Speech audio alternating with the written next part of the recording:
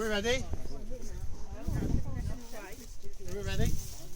This time, cameraman, when I say don't put that on the film, don't put it on the internet for everybody to watch. Anyway. If I wave behind, do. Yes.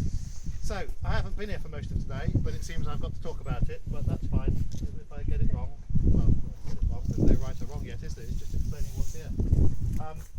We won't go over everything that we found yesterday, but since yesterday, we've done a lot of work on this area here and uncovered some interesting things, and we've opened up the bottom bit of the house, and so far I think maybe not definitely found an entrance, but it has to be in there somewhere. And this, I think I'm right in saying, hasn't been touched today, it's just been drawn, is that right?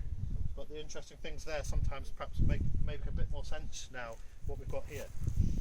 Two main things that I see here that I couldn't see yesterday. We've still got these nice stones, which I'm sure are structural, set in the bank, which are presumably revetment stones on the back. We've got this kind of cobbled, compacted surface in here is still there, looking really nice, and I don't think it's on the outside of this groove coming up nicely through here. And this groove is critical.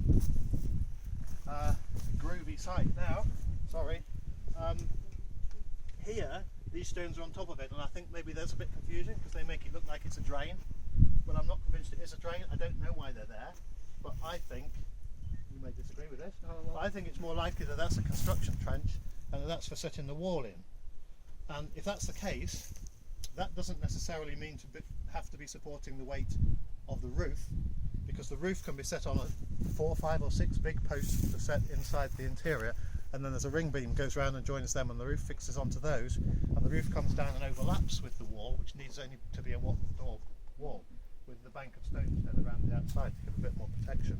One of the functions of this bank that goes around the edge, I think, and you might disagree, is that if the roof is coming down, that the roof can actually rest on almost on a sleeper beam on top of here, so the roof is literally coming down at an angle like that. So although you might tend to visualise any timber roundhouse on the inside, a timber, if you imagine a timber or wattle and daub wall as being the outside, it might actually be under the roof and on the inside of the protection offered by the roof and this bank. Do you get me? Sort of like an inside out house. And that's kind of how it's starting to look. Yes.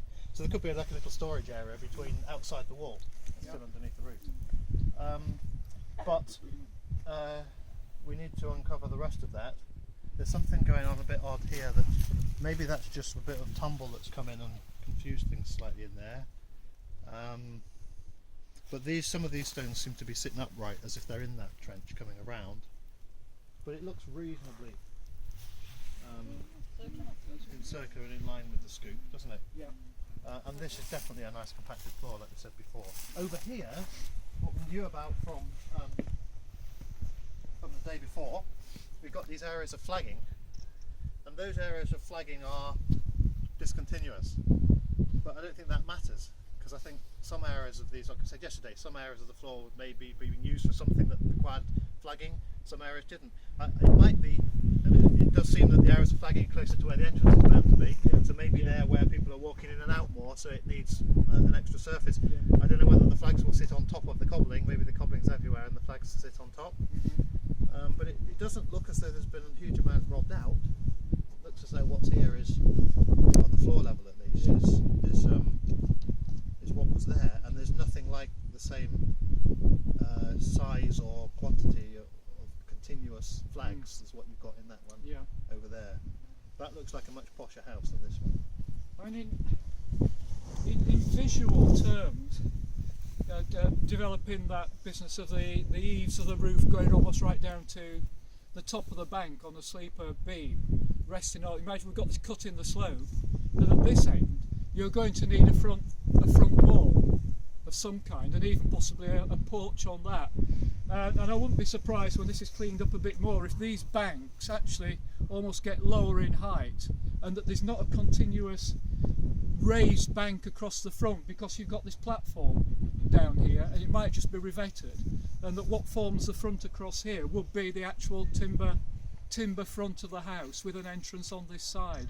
So you might not find a gap in the stonework in the bank for an entrance. The entrance to the house might be a timber entrance on the superstructure. Again, are you okay with that? But I think that's, from what I haven't spent any time on here about, but that's how this thing is taking shape in my mind at the moment. You would expect perhaps to find some post holes either side, bigger post holes either side of the entrance, and maybe even a little porch structure or something.